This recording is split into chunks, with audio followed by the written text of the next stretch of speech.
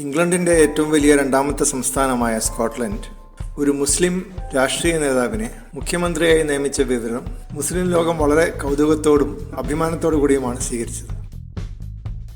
ഏകദേശം 5 ദിവസം മുമ്പ് സ്കോട്ടിഷ് നാഷണൽ പാർട്ടിയുടെ നേതാവ് 38-കാരനായ ഹംസ ഹാറൂൺ യൂസഫ് സ്കോട്ട്ലൻഡിന്റെ മുഖ്യമന്ത്രിയായി സത്യപ്രതിജ്ഞ ചെയ്തപ്പോൾ ഈ സ്ഥാനത്തെത്തുന്ന ആദ്യത്തെ ഏഷ്യക്കാരനും ആദ്യത്തെ മുസൽമാനും അദ്ദേഹമാണ് എന്നുള്ള പ്രത്യേകത എല്ലാവരും ശ്രദ്ധിച്ചു. സ്കോട്ട്ലൻഡ് ആണെങ്കിൽ ഒരു മുസ്ലിം ഭൂരിപക്ഷ പ്രദേശവുമല്ല. അതേസമയം സ്കോട്ട്ലൻഡിലെ ആളുകൾക്ക് ഇതൊരു വലിയ വാർത്തയായി തോന്നിയില്ല. കാരണം ഹംസ ഹാറൂൺ യൂസഫ് സ്കോട്ട്ലൻഡിൽ എല്ലാവർക്കും അറിയുന്ന ഒരു വ്യക്തിയാണ്. സ്കോട്ടിഷ് നാഷണൽ പാർട്ടിയുടെ അറിയപ്പെടുന്ന നേതാവും മുൻ ആരോഗ്യമന്ത്രിയും മുൻ വിദേശകാര്യമന്ത്രിയും ഒക്കെയാണ് ഹംസ യൂസഫ്. സ്കോട്ട്ലൻഡ് UK-യുടെ ഒരു സംസ്ഥാനമാണെങ്കിലും പ്രത്യേകം ഒരു രാജ്യമെന്നുള്ള പദവി ഭരണഘടനയിൽ അനുവദിച്ചു കൊടുത്തിട്ടുണ്ട്. അതുകൊണ്ട് സ്കോട്ട്ലൻഡിന് സ്വന്തമായി വിദേശകാര്യമന്ത്രിയും ഉണ്ടാവാറുണ്ട്. വിദേശ രാജ്യങ്ങളുമായി ഫുട്ബോൾ കളി നടക്കുമ്പോൾ ഇംഗ്ലണ്ടും സ്കോട്ട്ലൻഡും വെയിൽസും വേറെ വേറെ ടീമുകളായിട്ടാണ് മത്സരിക്കുക. കാരണം അവർക്ക് രാജ്യങ്ങൾക്ക് തുല്യമായ അവകാശങ്ങളും പദവികളുമുണ്ട്. സ്കോട്ട്ലൻഡിന്റെ ഗ്ലാസ്ഗോ നഗരത്തിൽ നിന്ന് പാർലമെന്റിലേക്ക് മത്സരിക്കുകയും വിജയിക്കുകയും ചെയ്ത വ്യക്തിയാണ് ഹംസ യൂസഫ്. അദ്ദേഹം ഒരു ഡോക്ടറാണ്. അതുകൊണ്ടാണ് ആരോഗ്യ വകുപ്പ് കുറച്ചു കാലം കൈകാര്യം ചെയ്യാൻ പാർട്ടി ആവശ്യപ്പെട്ടത്. അദ്ദേഹത്തിൻ്റെ അച്ഛനും ഒരു ഡോക്ടറായിരുന്നു. മിയാൻ മുസാഫർ യൂസഫ് എന്നാണ് അദ്ദേഹത്തിൻ്റെ പേര്. അദ്ദേഹത്തിൻ്റെ അമ്മയുടെ പേര് ഷൈസ്ത ഭൂട്ട എന്നാണ്. ഹംസ ഹാറൂൺ യൂസഫ് പൂർണ്ണമായും വിദ്യാഭ്യാസം സിദ്ധിച്ചത് സ്കോട്ട്ലൻഡിലെ സ്കൂളുകളിൽ തന്നെയാണ്. അദ്ദേഹത്തിൻ്റെ അടുത്ത കൂട്ടുകാരൊക്കെ ക്രിസ്ത്യാനികളായിരുന്നു. പക്ഷേ സെപ്റ്റംബർ 11 അമേരിക്കയിലുണ്ടായ ഭീകരാക്രമണത്തിന് ശേഷം കൂട്ടുകാരൊക്കെ പിണങ്ങിയതായും എന്തിനാണ് മുസ്ലിങ്ങൾ അമേരിക്കക്കാരെ വെറുക്കുന്നത് എന്ന് ചോദിക്കാൻ തുടങ്ങിയതായും അദ്ദേഹം എടുത്തു പറയുന്നു. അദ്ദേഹത്തിൻ്റെ ആദ്യത്തെ രാഷ്ട്രീയ അനുഭവമായിരുന്നു ഇത്. പിന്നീട് അദ്ദേഹം ഉയർന്ന പഠനത്തിന് വേണ്ടി സ്കോട്ട്ലൻഡിൽ തന്നെയുള്ള ഗ്ലാസ്ഗോ നഗരത്തിൽ പോവുകയും പൊളിറ്റിക്കൽ സയൻസിൽ മാസ്റ്റേഴ്സ് ബിരുദമെടുക്കുകയും ചെയ്തു.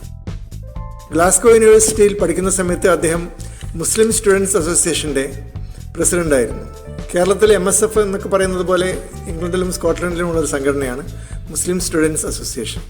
അതിൻ്റെ ഗ്ലാസ്ഗോ യൂണിവേഴ്സിറ്റി ബ്രാഞ്ചിനെയാണ് GUMSA എന്ന് പറയുന്നത്. അതായത് ഗ്ലാസ്ഗോ യൂണിവേഴ്സിറ്റി മുസ്ലിം സ്റ്റുഡൻസ് അസോസിയേഷൻ.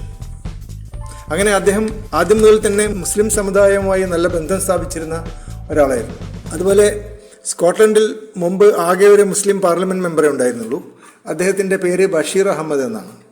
അദ്ദേഹത്തിൻ്റെ സെക്രട്ടറിയായി ജോലി ചെയ്തിട്ടുള്ള പരിചയമുണ്ട്. അങ്ങനെ സ്കോട്ടിഷ് രാഷ്ട്രീയവുമായി നല്ല പരിചയമുള്ള ഒരു വ്യക്തിയാണ് ഹംസ യൂസഫ്. സ്കോട്ടിഷ് നാഷണലിസ്റ്റ് പാർട്ടിയുടെ ഹെഡ്ക്വാർട്ടേഴ്സിൽ അദ്ദേഹം കമ്മ്യൂണിക്കേഷൻ ഓഫീസറായിട്ടും ജോലി ചെയ്തിട്ടുണ്ട്. 12 വർഷം മുമ്പാണ് അദ്ദേഹം പാർലമെൻറ്റ് മെമ്പറായത്. സത്യപ്രതിജ്ഞ ചെയ്തപ്പോൾ എല്ലാവരെയും അത്ഭുതപ്പെടുത്തിക്കൊണ്ട് അദ്ദേഹം ഉറുദു ഭാഷയിലാണ് സത്യപ്രതിജ്ഞ ചെയ്തത്. ജനിച്ചതും വളർന്നതും ഇംഗ്ലീഷ് ലാംഗ്വേജ് ബാക്ക്ഗ്രൗണ്ടിലാണെങ്കിലും ഏഷ്യൻ ബാക്ക്ഗ്രൗണ്ട് കാണിക്കാൻ വേണ്ടി അദ്ദേഹം ഉറുദു ഭാഷയിൽ തന്നെ സത്യപ്രതിജ്ഞ ചെയ്യണമെന്ന് നിർബന്ധം പിടിച്ചു. എന്ന് മാത്രമല്ല, സത്യപ്രതിജ്ഞയ്ക്ക് അദ്ദേഹം വന്നത് ഒരു ഷെർവാണി ധരിച്ചുകൊണ്ടാണ്. വിചിത്രമായ ഈ ഏഷ്യൻ വേഷം കണ്ട് അവിടെ ഉണ്ടായിരുന്ന സായിപ്പന്മാരൊക്കെ അത്ഭുതപ്പെട്ടു എന്നാണ് പത്രത്തിൽ വരുന്നത്. പണ്ട് മുതലേ സ്കോട്ട്ലൻഡിന് ഒരു രാജ്യത്തിന് തുല്യമായ അവകാശങ്ങൾ ഉണ്ടെങ്കിലും പൂർണ്ണമായും സ്വതന്ത്രമായ ഒരു രാജ്യമല്ല സ്കോട്ട്ലൻഡ്. യുണൈറ്റഡ് കിങ്ഡമിന്റെ ഒരു ഭാഗമാണ് സ്കോട്ട്ലൻഡും ഇംഗ്ലണ്ടും നോർത്തേൺ അയർലൻഡും വെയിൽസും. സ്കോട്ട്ലൻഡിന് പൂർണ്ണമായ സ്വാതന്ത്ര്യം വേണമെന്ന് പണ്ട് മുതലേ അവിടെയുള്ള ആൾക്കാരുടെ ഒരു ആഗ്രഹമാണ്. ഈ ആഗ്രഹത്തെ ചില സ്കോട്ടിഷ് പൊളിറ്റീഷ്യൻസ് സപ്പോർട്ട് ചെയ്യുകയും ചില സ്കോട്ടിഷ് പൊളിറ്റീഷ്യൻസ് തിരസ്കരിക്കുകയും ചെയ്യും. ഈ അടുത്ത കാലത്തായി സ്വാതന്ത്ര്യം വേണമെന്ന് ആവശ്യപ്പെടുന്നവരുടെ എണ്ണം കൂടിയിട്ടുണ്ട്. അവരുടെ നേതാവാണ് ഹംസ യൂസഫ്. അദ്ദേഹം മുഖ്യമന്ത്രിയായ ഉടനെ തന്നെ ഒരു പുതിയ മന്ത്രിസ്ഥാനം ഉണ്ടാക്കുകയും ആ മന്ത്രിയെ സ്വാതന്ത്ര്യത്തിന് വേണ്ടിയുള്ള മന്ത്രി എന്ന് വിളിക്കുകയും ചെയ്തു. ആ മന്ത്രിയുടെ ഫുൾ ടൈം ജോലി ഇംഗ്ലണ്ടുമായി നെഗോഷിയേഷൻസ് നടത്തുകയും സുഗമമായ രീതിയിൽ സൗഹാർദ്ദപരമായ രീതിയിൽ സ്വാതന്ത്ര്യം അറേഞ്ച് ചെയ്യുകയും ചെയ്യുക എന്നുള്ളതാണ്. സ്കോട്ട്ലൻഡിലെ ജനങ്ങൾക്കിടയിൽ വളരെ ജനപ്രീതി നേടിയ ഒരു രാഷ്ട്രീയ നേതാവാണ് ഹംസ യൂസഫ്. അദ്ദേഹം ആരോഗ്യമന്ത്രിയായിരുന്നപ്പോൾ ജനോപകാരപ്രദമായ പല പ്രവർത്തനങ്ങളും കാഴ്ചവെച്ചിട്ടുണ്ട്. ഇംഗ്ലണ്ടിലും കാനഡയിലുമൊക്കെ പോകുന്നവർ ഏതാനും വർഷങ്ങൾ കഴിയുമ്പോൾ വളരെ നിരാശരായി തിരിച്ചു വരികയും എന്തുകൊണ്ടാണ് തിരിച്ചു വന്നത് എന്ന കാരണം വ്യക്തമാക്കാതിരിക്കുകയും ചെയ്യും. ഇംഗ്ലണ്ടും സ്കോട്ട്ലൻഡും കാനഡയും ഒക്കെ സോഷ്യലിസ്റ്റ് രാജ്യങ്ങളാണ്. എല്ലാവർക്കും ചികിത്സ സൗജന്യമാണ്. നാഷണൽ ഹെൽത്ത് സർവീസ് എന്നാണ് ഇത് അറിയപ്പെടുന്നത്. ഓപ്പറേഷൻ അടക്കമുള്ള എല്ലാ ചികിത്സകളും ആശുപത്രികൾ സൗജന്യമായാണ് ചെയ്തു കൊടുക്കുന്നത്. ഇന്ത്യയിലാണെങ്കിൽ നമുക്ക് ശീലമുള്ളത് അസുഖം വന്നാൽ ഉടൻ തന്നെ ബാങ്കിൽ നിന്ന് ക്യാഷ് എടുക്കണം. കാരണം ഹോസ്പിറ്റലിൽ അഡ്മിറ്റ് ചെയ്യുമ്പോഴും പിന്നെ ഇടക്കിടക്കും ക്യാഷ് കൊടുത്തുകൊണ്ടേയിരിക്കണം. പക്ഷേ ഈ സോഷ്യലിസ്റ്റ് രാജ്യങ്ങളായ ഇംഗ്ലണ്ടും കാനഡയും സ്കോട്ട്ലൻഡും ഓപ്പറേഷനോ മരുന്നുകൾക്കോ ആശുപത്രി ചെലവുകൾക്കോ ഒട്ടും തന്നെ ചാർജ് ഈടാക്കുന്നില്ല. അങ്ങനെ എല്ലാവർക്കും സൗജന്യ ചികിത്സ കൊടുക്കുമ്പോൾ ചില പ്രശ്നങ്ങളുണ്ട് എന്ന് ഈ ഇടതുപക്ഷക്കാർ ചിന്തിക്കുന്നില്ല. ഒന്നാമത്തെ പ്രശ്നം, എല്ലാവർക്കും സൗജന്യമായി ആരോഗ്യ സേവനം നൽകാൻ മാത്രം ഡോക്ടർമാരും നഴ്സുമാരും ആശുപത്രികളും ഉണ്ടാവണമെന്നില്ല. അതുകൊണ്ട് ചികിത്സ ആവശ്യമുള്ളവരെ ഒരു വെയിറ്റിംഗ് ലിസ്റ്റിൽ വെക്കുകയാണ് ചെയ്യുക. വെയിറ്റിംഗ് ലിസ്റ്റിൽ നിന്ന് നിങ്ങളുടെ ഊഴം എത്തുമ്പോൾ നിങ്ങളെ അവർ വിളിക്കുകയാണ് ചെയ്യുക.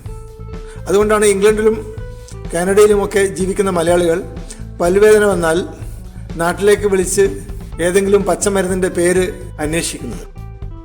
6 മാസവും 1 കൊല്ലവുമൊക്കെ കഴിഞ്ഞിട്ടാണ് നമുക്ക് ഡോക്ടറെ കാണുവാനുള്ള അനുവാദം ഉണ്ടാവുക. ഇന്ത്യയിൽ അസുഖം വന്നാൽ നമ്മൾ ഹോസ്പിറ്റലിൽ പോകുമ്പോൾ ഡോക്ടറോട് മാത്രമേ എന്താണ് അസുഖമെന്ന് പറയാറുള്ളൂ. ഡോക്ടറുടെ പുറത്തിരിക്കുന്ന ക്ലർക്കിനോട് ടോക്കണിൻ്റെ കാര്യങ്ങൾ മാത്രമേ നമ്മൾ സംസാരിക്കുകയുള്ളൂ. പക്ഷേ കാനഡയിലും ഇംഗ്ലണ്ടിലും ഒന്നും അങ്ങനെയല്ല. ഒരു ഡോക്ടറുടെ അപ്പോയിൻമെൻറ്റ് കിട്ടാൻ വേണ്ടി ടെലിഫോൺ ചെയ്താൽ ഫോൺ എടുക്കുന്ന ഹോസ്പിറ്റൽ ക്ലർക്കിനോട് എന്ത് പല്ല് വേദന, എത്രമാത്രം വേദനയുണ്ട്, ചോര വരുന്നുണ്ടെങ്കിൽ എത്രമാത്രം ചോര വരുന്നുണ്ട്, എത്ര പ്രാവശ്യം ചോര വന്നു എന്നൊക്കെ ക്ലർക്ക് ചോദിക്കും. ആ ചോദ്യങ്ങൾക്ക് ക്ഷമയോടെ മറുപടി കൊടുത്തിട്ടില്ലെങ്കിൽ 6 മാസം കഴിഞ്ഞായിരിക്കും ഡോക്ടറെ കാണാനുള്ള സമയം കിട്ടുക. വളരെ മര്യാദയോടുകൂടി പെരുമാറുകയാണെങ്കിൽ കൃത്യമായി നമ്മുടെ ഊഴം 3 ആഴ്ച കഴിഞ്ഞാണെങ്കിൽ 3 ആഴ്ച കഴിഞ്ഞുള്ള. ഏതായാലും ഫോൺ ചെയ്യുന്ന അതേ ദിവസം ഡോക്ടറെ കാണുവാനുള്ള അനുവാദം സ്കോട്ട്ലൻഡിലും ഇംഗ്ലണ്ടിലും കാനഡയിലും ഒന്നും കിട്ടുകയില്ല. ഈ രഹസ്യം മലയാളികൾ ഒളിച്ചു വെക്കുകയും എനിക്ക് കാനഡ മതിയായി എന്നും സ്കോട്ട്ലൻഡ് മതിയായി എന്നും ഒക്കെ പറഞ്ഞിട്ടാണ് ഇന്ത്യയിലേക്ക് തിരിച്ചു വരിക.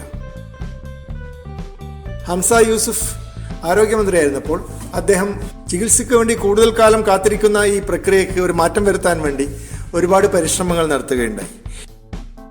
ഏറ്റവും കൂടുതൽ പരാതികളുള്ളത് ആംബുലൻസ് സേവനങ്ങളെക്കുറിച്ചാണ്. ആംബുലൻസ് സേവനം സൗജന്യമാണെങ്കിലും 999 എന്ന നമ്പറിൽ വിളിച്ചാൽ മണിക്കൂറുകൾ കഴിഞ്ഞാണ് ആംബുലൻസ് വരുന്നത്. പലപ്പോഴും 6 മണിക്കൂർ വെയിറ്റ് ചെയ്യേണ്ടി വരുന്നതായി രോഗികൾ പറയുന്നു. ധാരാളം പ്രായമുള്ള രോഗികൾ ആംബുലൻസിന് കാത്തിരിക്കുമ്പോൾ മരിച്ചതായും റിപ്പോർട്ടുകളുണ്ട്. ഹംസ യൂസുഫ് ആരോഗ്യമന്ത്രിയായതിനു ശേഷം 500ഓളം റിട്ടയർ ചെയ്ത ആർമി ഡ്രൈവേഴ്സിനെ NHSൽ നാഷണൽ ഹെൽത്ത് സർവീസിൽ എടുക്കുകയും ഈ പ്രശ്നം പരിഹരിക്കാൻ ശ്രമിക്കുകയും ചെയ്തു. അതുപോലെ ഗവൺമെൻറ് ജോലിക്കാരിൽ 99% വെള്ളക്കാരാണ് സ്കോട്ട്ലൻഡിൽ. അദ്ദേഹം അത് പരസ്യമായി പ്രകടിപ്പിക്കുകയും കൂടുതൽ ഏഷ്യക്കാരെ ഗവൺമെൻറ് ജോലിക്ക് എടുക്കണമെന്ന് നിർബന്ധം പിടിക്കുകയും ചെയ്തു. ഹംസ യൂസുഫ് ഒരു മുസ്ലിമാണെങ്കിലും സ്കോട്ട്ലൻഡിലെ പൊതുജന അഭിപ്രായങ്ങളുമായി യോജിച്ചു പോകുന്ന ഒരു വ്യക്തിയാണ്. LGBT-ക്കാരുടെ അവകാശങ്ങളെക്കുറിച്ച് അദ്ദേഹത്തിന് നല്ല സപ്പോർട്ടാണ്. LGBT-ക്കാരുടെ അവകാശങ്ങൾക്ക് വേണ്ടി പോരാടുന്നൊരു വ്യക്തിയായി ഹംസ യൂസുഫ് അറിയപ്പെടുന്നു. പക്ഷെ അദ്ദേഹം ഹോമോസെക്ഷൽ അല്ല, അദ്ദേഹം സ്ട്രൈറ്റ് ആണ്. അദ്ദേഹം കല്യാണം കഴിച്ചിരിക്കുന്നത് 39 വയസ്സുകാരിയായ നാദിയ എൽ നക്കല എന്ന രാഷ്ട്രീയ പ്രവർത്തകയാണ്. പലസ്തീൻ വംശജയാണ് ഈ പെൺകുട്ടി. സ്കോട്ട്ലൻഡിലെ അറിയപ്പെടുന്ന ഒരു ആക്ടിവിസ്റ്റ് കൂടിയാണ് ഹംസ യൂസുഫിൻ്റെ ഭാര്യ നാദിയ. നഴ്സറി സ്കൂളിൽ കുട്ടിയെ ചേർക്കാൻ പോയപ്പോൾ അഡ്മിഷൻ കിട്ടാതെ വന്നപ്പോൾ കോടതിയിൽ പോവുകയും ന്യൂനപക്ഷങ്ങളിൽപ്പെട്ടവരുടെ കുട്ടികളോട് വിവേചനമുണ്ടെന്ന് എടുത്തു കാണിച്ച് കേസ് കൊടുക്കുകയും ചെയ്തു. ഇത് വലിയ വിവാദമായപ്പോൾ നഴ്സറി സ്കൂളിന് ക്ഷമാപണം നടത്തേണ്ടി വന്നു. സ്കോട്ട്ലൻഡിൽ മുസ്ലിങ്ങൾ ഒരു ചെറിയ ന്യൂനപക്ഷം മാത്രമേ ഉള്ളൂ.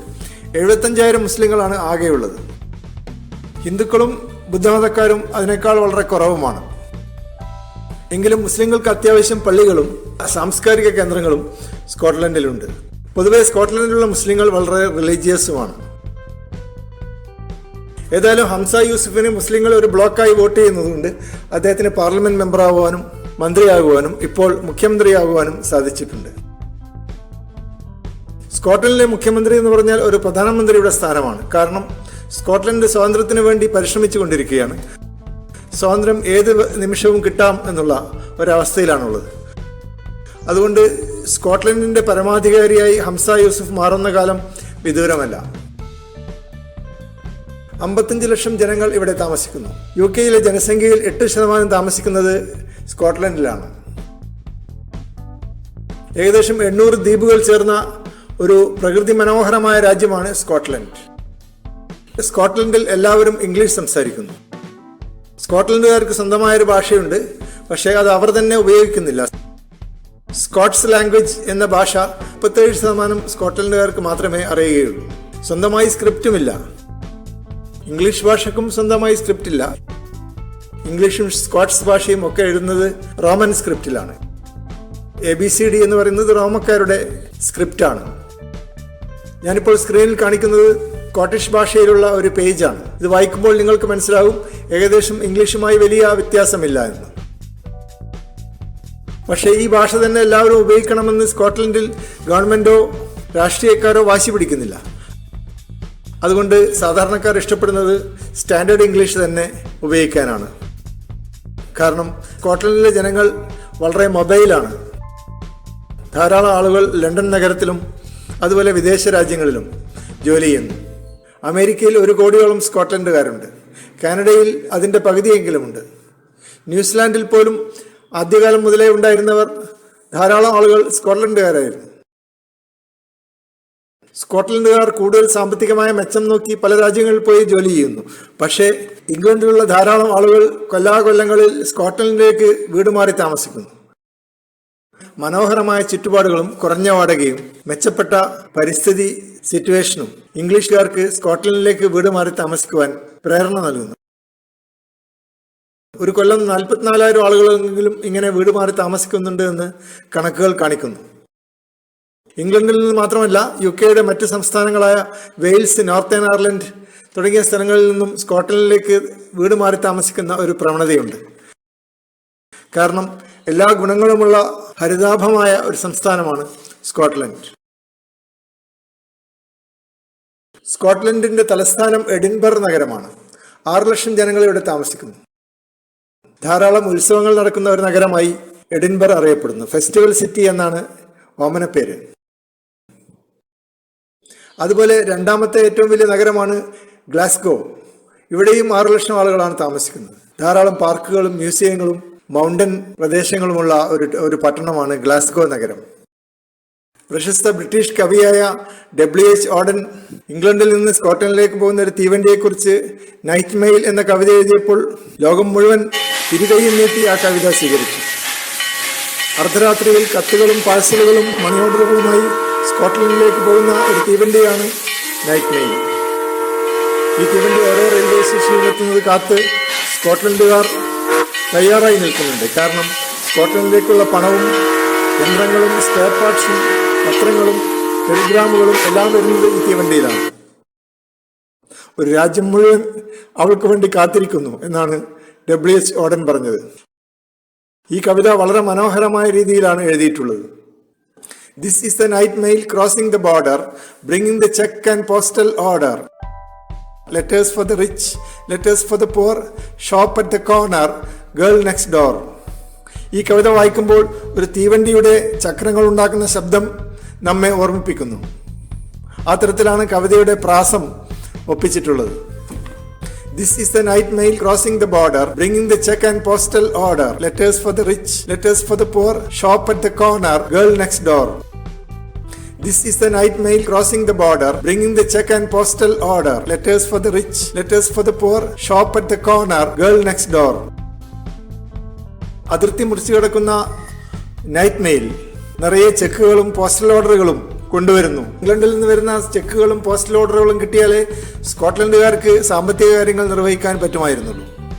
Letters for the rich, letters for the poor, shop at the corner, girl next door എന്ന് പറഞ്ഞാൽ സ്കോട്ട്ലൻഡിലെ ആബാലവൃദ്ധ ജനങ്ങളും ഈ തീവണ്ടി കാത്തിരിക്കുന്നു.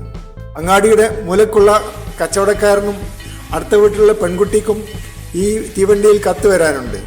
അതുപോലെ അടുത്ത 2 വരികളിൽ പ്രഭാതമാകുമ്പോൾ തീവണ്ടി ഗ്ലാസ്ഗോ റെയിൽവേ സ്റ്റേഷനിൽ എത്തിക്കൊണ്ടിരിക്കുന്നു എന്നാണ്. Train number 01 coming from London and going to Aberdeen railway station is now arriving on platform number 1. വീണ്ടും 3 വരികൾ കഴിയുമ്പോൾ കവി എഴുതുന്നു, all Scotland waits for her. ഒരു രാജ്യം മുഴുവൻ അവൾക്ക് വേണ്ടി കാത്തിരിക്കുന്നു. അതുപോലെ മെൻ ലോങ് ഫോർ ന്യൂസ്, ആളുകൾ വാർത്തകൾ അറിയുവാൻ വേണ്ടി കാത്തിരിക്കുന്നു. തീവണ്ടിയിലാണ് പത്രങ്ങൾ വരുന്നത്. അതുകൊണ്ട് മുത്തശ്ശൻ രാവിലെ എഴുന്നേറ്റ് പുറത്തേക്ക് നോക്കിയിരിക്കുകയാണ്. മോളെ പത്രം വന്നോ എന്ന് ചോദിക്കുന്നു. അപ്പോൾ അടുക്കളയിൽ നിന്ന് മകൾ വിളിച്ചു പറയുന്നു, അച്ഛാ തീവണ്ടി വന്നു, 5 മിനിറ്റ് കൊണ്ട് പത്രം എവിടെ എത്തും. അങ്ങനെ ഒരു രാജ്യം മുഴുവൻ കാത്തിരിക്കുന്നത് ഈ തീവണ്ടിക്ക് വേണ്ടിയാണ്. അതുകൊണ്ടാണ് all Scotland waits for her എന്ന് പറയുന്നത്. ഈ തീവണ്ടിയിൽ വരുന്ന കത്തുകൾ പലതരമുണ്ട്. Letters of thanks, letters from banks, letters of joy from girl and boy, receipted bills and invitations, applications for situations and gossip from all the nations. ഈ തീവണ്ടിയിൽ വരുന്ന കത്തുകളിൽ പലതിലും ധാരാളം ഗോസിപ്പുകളാണ്. എല്ലാ രാജ്യക്കാരും ഗോസിപ്പ് പറയുന്നു, സ്കോട്ട്ലൻഡുകാരെ കത്തുകളിലൂടെ അറിയിക്കുന്നു. അന്നത്തെ കാലത്ത് മൊബൈൽ ഫോണോ വാട്സപ്പോ ഉണ്ടായിരുന്നില്ല. News circumstantial, news financial, letters from uncles, cousins and aunts, letters to Scotland from the south of France. പിന്നെ കത്തുകൾ എഴുതിയ കടലാസിന്റെ നിറമാണ് വർണ്ണിക്കുന്നത്. On paper of every colour, the pink, the violet, the white, the blue. പിന്നെ കത്തുകൾ എഴുതുന്ന ആളുകളുടെ സ്വഭാവമാണ് കാണിക്കുന്നത്. ചില ആളുകൾ ചാറ്റിയാണ് എന്ന് പറഞ്ഞാൽ ചെറുപറ എഴുതുന്നു. ചില ആളുകൾ കാറ്റിയാണ്, കുതന്ത്രങ്ങൾ എഴുതുന്നു. ചില ആളുകൾ ബോറടിപ്പിക്കുന്നു. ചില ആളുകൾ ആരാധനയോടെ കത്തെഴുതുന്നു. ചില ആളുകൾ കോൾഡ് ആയിട്ടാണ്, താങ്ക് യു, ഒഫീഷ്യൽ രീതിയിലാണ്. ക്ലവർ ആയിട്ടുള്ള കത്തുകൾ, സ്റ്റുപ്പിഡ് ആയിട്ടുള്ള കത്തുകൾ, ഷോർട്ട് ആയിട്ടുള്ള കത്തുകൾ, ലോങ് ആയിട്ടുള്ള കത്തുകൾ, ടൈപ്പ് റൈറ്റിംഗ് മെഷീനിൽ ഉണ്ടാക്കിയ കത്തുകൾ, പ്രിന്റഡ് എന്ന് പറഞ്ഞാൽ ക്യാപിറ്റൽ ലെറ്റേഴ്സിൽ എഴുതിയ കത്തുകൾ, സ്പെൽഡ് ഓൾ റോങ്, മുഴുവൻ സ്പെല്ലിംഗ് തെറ്റിച്ചെഴുതുന്ന കത്തുകൾ. ഇങ്ങനെ പലതരത്തിലുള്ള കത്തുകൾ ഈ തീവണ്ടിയിൽ വന്നുകൊണ്ടിരിക്കുന്നു. The chatty, the catty, the boring, the adoring, the cold and official, hurts outpouring, clever and stupid, short and long, typed, the printed, the spelt all wrong. Thousands are still asleep. ഈ കത്തുകൾ പല ആളുകൾക്കും ഇന്ന് കിട്ടേണ്ടതാണ്. പക്ഷെ അവരൊന്നും ഉറക്കത്തിൽ നിന്ന് എഴുന്നേറ്റില്ല. പക്ഷെ എഴുന്നേറ്റ ഉടനെ അവർ ചോദിക്കുന്നത് വണ്ടി വന്നോ എന്നാണ്. വണ്ടി വന്നെങ്കിൽ കത്ത് എത്തിയിട്ടുണ്ടാകും, പോസ്റ്റ്മാൻ ഇപ്പോൾ വരും എന്നാണ് അവർ ഉദ്ദേശിക്കുന്നത്. അങ്ങനെ അവസാനം തീവണ്ടി അബർഡീൻ റെയിൽവേ സ്റ്റേഷനിൽ എത്തിച്ചേരുന്നു. മൈക്കിൽ കൂടി അനൗൺസ്മെന്റ് മുഴങ്ങുന്നു. Welcome to Aberdeen railway station. Train number 01 coming from London Aberdeen railway station is now arriving on platform number 1. അങ്ങനെ UK-യുടെ വടക്ക് ഭാഗത്ത് എല്ലാവരാലും അവഗണിക്കപ്പെട്ട, ആർക്കും എത്തിച്ചേരാൻ പറ്റാത്ത അബർഡീൻ റെയിൽവേ സ്റ്റേഷനിൽ എല്ലാ ദിവസവും പത്രങ്ങളും പണവും വാർത്തകളും സ്നേഹവും കൊണ്ടുവരുന്നു നൈറ്റ് മെയിൽ എന്ന തീവണ്ടി. ഇതാണ് W.H. ഓഡന്റെ ലോകപ്രശസ്തമായ കവിതയുടെ സാരാംശം.